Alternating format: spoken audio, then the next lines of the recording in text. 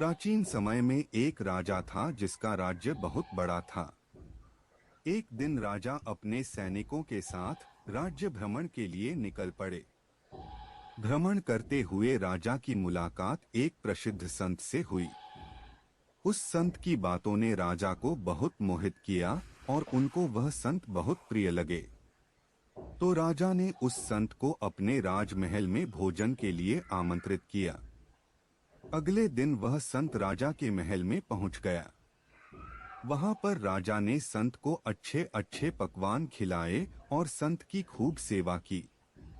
संत राजा की निस्वार्थ भाव की सेवा से और राजा के अहंकार रहित स्वभाव से बहुत खुश हुआ। संत ने जाते समय राजा को एक ताबीज दिया और बोला, जब तुम जीवन में कभी निराश हो और परेशानियां समाप्त नहीं हो रही हो और तुम्हें लगे कि अब सब कुछ खत्म हो जाएगा, तो तुम उस वक्त इस ताबीज में रखे मंत्र को पढ़ लेना। तुम्हें तुम्हारी समस्याओं का समाधान मिल जाएगा।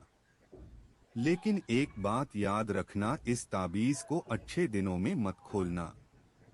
राजा ने संत की बात को स्वीकार करके उस ताबीज को गले में पहन लिया।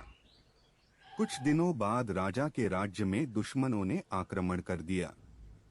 दुश्मनों की सेना ज्यादा होने के कारण उस राजा की सेना ज्यादा समय तक नहीं रुक सकी। यह सब देखकर राजा अपनी जान बचाकर जंगलों की तरफ भाग गया और एक गुफा में जाकर छुप गया। थोड़ी देर बाद उसने किसी के कदमों की आवाज सुनी तो उसने देखा दुश्मन के सैनिक उसे ढूंढ रहे थे। ये देखकर राजा घबरा गया और उसने सोचा, अब सब कुछ खत्म हो गया। ये सैनिक अब मुझे पकड़ लेंगे और बंदी बना लेंगे। उसी वक्त राजा को उस संत के द्वारा दिया गया ताबीज याद आया। राजा ने तुरंत उस ताबीज को खोलकर कागज का टुकड़ा निकला और पढ़ने लगा। उस पर लिखा था, ये समय भी कट जाएगा। ये पढ़कर उस राजा को थोड़ा सा सुकून मिला। थोड़े समय के लिए वह राजा उसी गुफा में छिपा रहा। काफी समय बाद राजा ने देखा कि दुश्मन के सैनिक काफी दूर तक जा चुके थे। इसके बाद राजा गुफा से निकला और अपने राज्य में चला गया।